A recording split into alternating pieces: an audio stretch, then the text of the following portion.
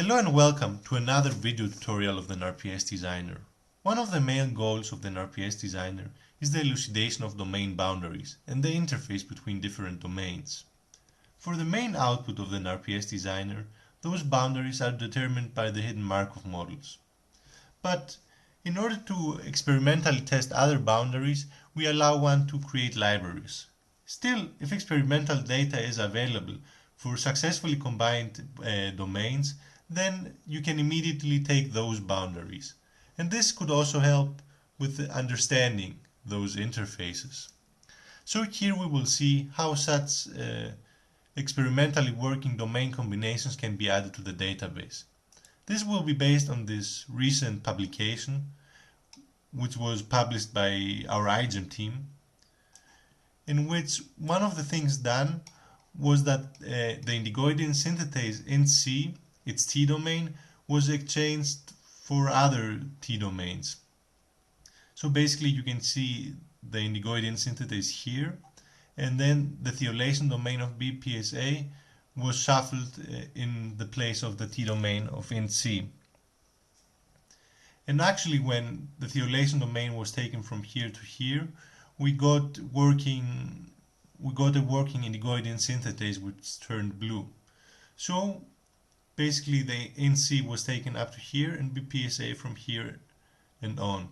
So we'll want to add exactly this domain combination to the library. For this we have to go to the NRPSDesigner app called Submit Experimental Data, and first we have to choose our left domain, which is of Photorhabdus luminescens, and it's the AOXA domain of INT-C.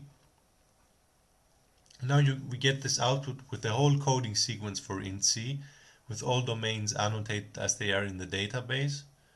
For example, the thiolation domain here, and the one with domain we've chosen, AOXA in this case, is also highlighted in green.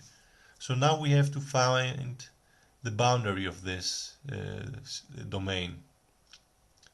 As you recall, it ends with NGK, and if we look for the DNA corresponding to this sequence, you see that it ends exactly with this AAA codon.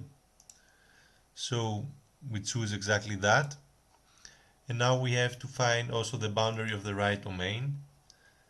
BPSA is of Streptomyces lavandulae, and it's the T domain.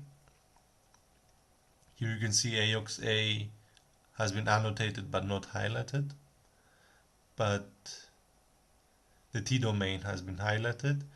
And now again we need to find the start of this domain. So if we choose BPSA,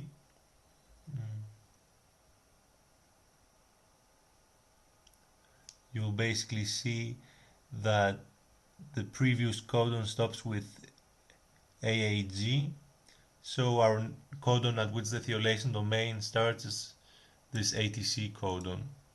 So we'll have to choose it here, and it starts exactly here.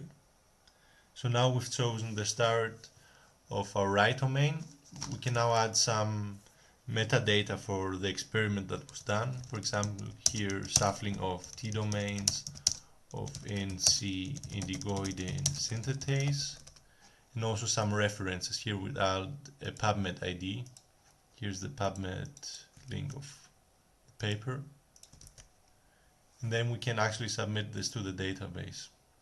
And now it has been added to the database and can be used.